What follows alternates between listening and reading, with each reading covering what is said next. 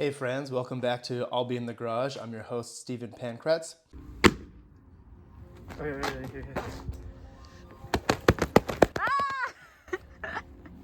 The first item that's going to go in my Waxia collection is a floor seating coffee table combination set. This is a vision of what the coffee table would look like. So the chair is meant to be shaped like this. I hope that's in focus. So they all click together and slide under my coffee table. So when they are all clicked together, it needs to look like one piece. This is important because as part of my collection, I'm trying to envision pieces that cunningly aligned. That's part of it. For this one, the repeated motif is going to be a tiny pyramid with or without hieroglyphics, but here's what I mean by that. The construction element that will be repeated in order to build up the tables and the chairs are 4x4 inch tiles that are maybe 1.5 inches deep. But the surface that's visible is going to be not flat, but slightly inclined towards the center. So that's what I mean by tiny pyramid.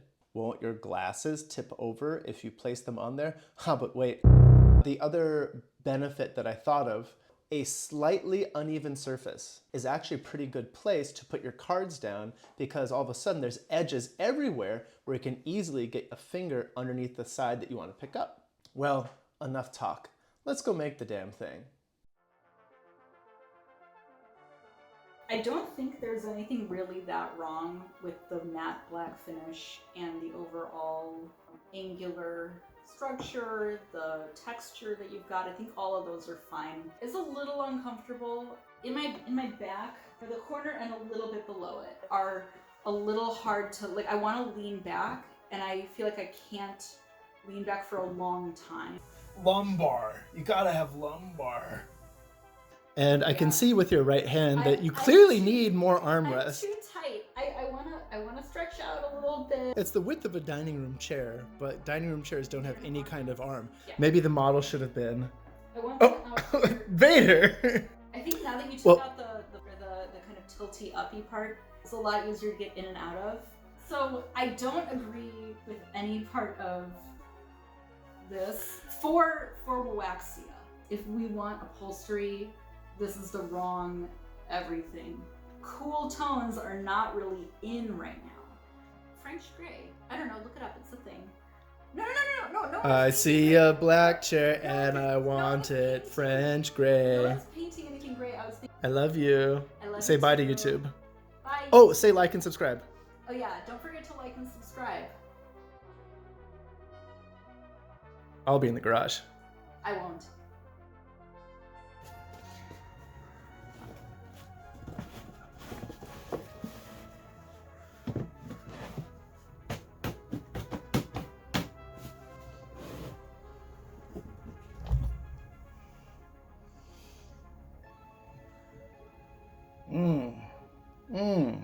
This came out pretty much how I envisioned. I wanted it to be comfortable and easy to adjust, and it is. I also wanted to feel like if I stuck my feet out in front of me, that I wouldn't feel these knurly knobs. It's not quite uncomfortable, but I think it could be a notch more comfortable. It was within striking distance.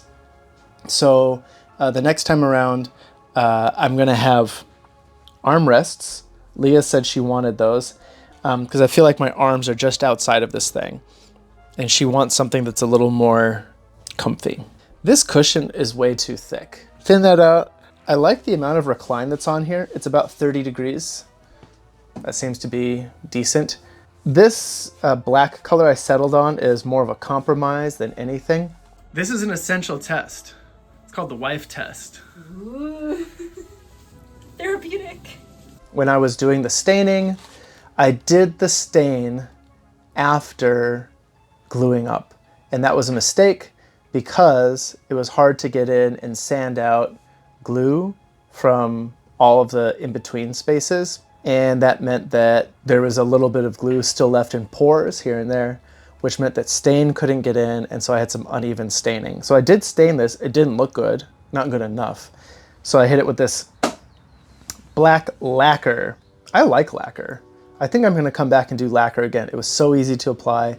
It dried super fast. Those are pluses, as far as I can tell. This was made with 8-quarter blue campground pine. I went and I bought the wood I need for round 2. And we're moving to big leaf maple, which is a soft maple. It's a western maple. It's 6-quarter maple. It's gonna be thinner, 1 inch, and then a 1/4 inch of rise into the pyramids. That ought to look good. And then finally, there's a lot of stuff about the construction that I learned. I spent a lot of time on the joiner, making sure that my boards, before I cut them into 4x4 sections, were perfect rectangular prisms. And that was huge. That meant that when it came time to glue up, everything just lined up. And that was great. One thing I didn't do, which I regret not doing, is making sure that every one of these is perfectly squared to each other. So yes, rectangular prism, but there's slight variations in the outside dimensions. So what I should have done is gone through and passed everything through the table saw once, twice, turning 90 degrees each time to make sure they're all exactly 90 degrees. Of course, when I'm done, I think of a good idea. I did all of the sanding to get this pyramid effect, which I'm gonna do again. I first angled my miter saw a little bit, do those cuts, and then I went and I fixed up that surface with my belt sander using the circular fit on the belt sander, and that worked really great. However, the amount of sanding was different from square to square, so when I went to push boards together, and what I'm going to do next time is use this guy and make a scribe exactly at 1 inch, so that when I go, after cutting these on the chop saw to get the angle and then going to clean them up on my belt sander, I'm going to make sure that I've gone down to 1 inch so that when I glue them together, those bottom edges in the crease match up much better than they did this time around. That needs to look good. Well, that was it for kind of observations. This is the first time I've gotten to do the same project iteratively. That is, doing it once, learning stuff, and then coming back to do a better job. And I'm really looking forward to applying all that stuff. It was really nice when I did this one. I wasn't really thinking too much about, oh, this has to be perfect. I mean, I've learned a lot since starting doing woodworking, so this is already pretty good compared to what I could make a year ago. Maybe I should invite you at this point to go back and look at what I was making a year ago. Then again, maybe I shouldn't. Anywho, I've gotten better. This was pretty good, but I already know like 10 things I can do to make it even better, which I'm really excited to be doing. Like I'm stoked. I recently registered my LLC, PanthraxManifold LLC. So if you buy anything, you can't sue me and take my house.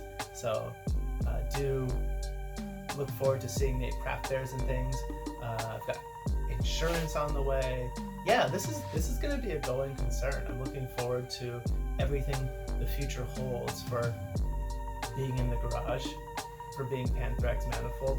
If you haven't already, do hit that like and subscribe button. Support the channel. We appreciate everyone for having been here. All right, friends. Thank you for sticking around while I made this chair. I'll be in the garage.